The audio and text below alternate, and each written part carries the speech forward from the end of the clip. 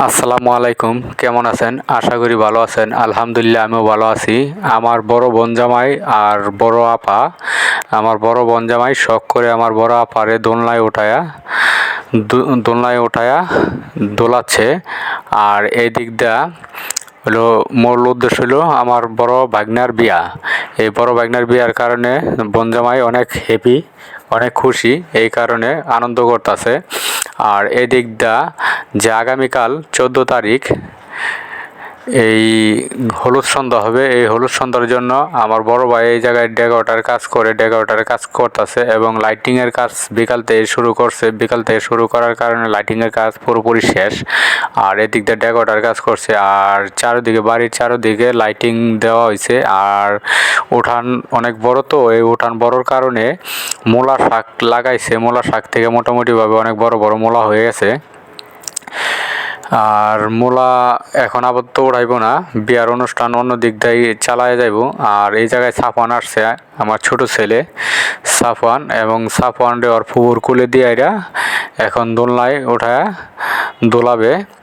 আর এদিক দিয়ে আমার ছেলে সাফওয়ান, ওদেরকে আমি আগেই গ্রামে পাঠিয়ে দিছি, কারণ আমার বড় ওই বাইকনার বিয়া তো হঠাৎ করে ঠিক হয়েছে, এই কারণে আমরা বুঝতে পারি না বাইকনার বিয়া। আর দ্বিতীয়ত মূল উদ্দেশ্য ছিল হইল আমার ভাইরার মেয়ের বিয়া।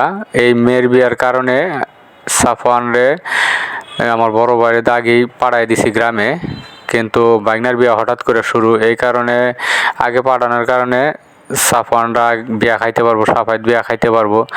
আর আমি তো বিয়া খাইতে যাইতে পারতাছি না, এই কারণে আমার মন খারাপ, কারণ বাইকনা বিয়া হঠাৎ করে শুরু হয়েছে। আর আমি যাব হইলো এই ডিসেম্বর মাসের 18 তারিখ বৃহস্পতিবার গ্রামে যাব। সবাই দোয়া করবেন, কারণ মূল উদ্দেশ্যটা ছিল হইলো বাইরার মেয়ের বিয়া খাবো, এই কারণে অফিস থেকে ছুটি নেওয়া হয়েছে। আল্লাহ যদি বাঁচায় রাখে তাহলে আমি 18 তারিখ বৃহস্পতিবার আমাদের গ্রামে যাব, কিন্তু বাইকনার বিয়া আরও 2 দিন আগেই, এই কারণে আমি বাইকনার বিয়া খাইতে পারবো না।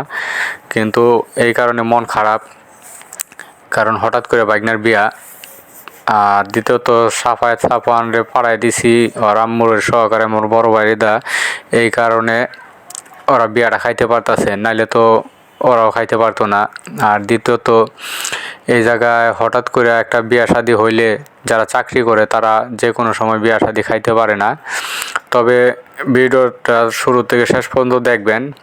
কারো যদি ভালো লাগে লাইক এবং কমেন্ট শেয়ার করবেন।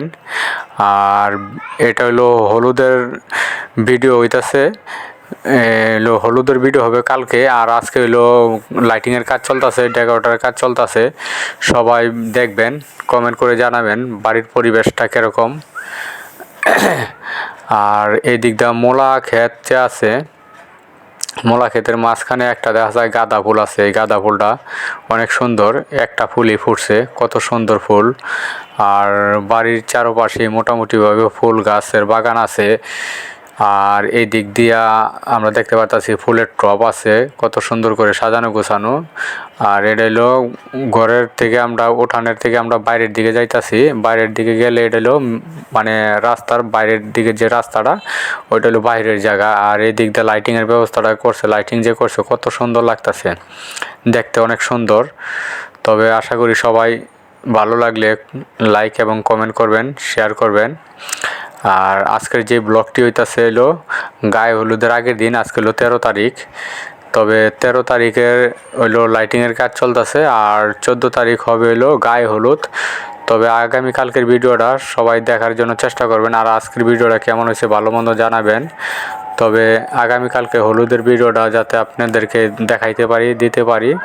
তবে সবাই ভালো থাকবেন, সুস্থ থাকবেন। আল্লাহ।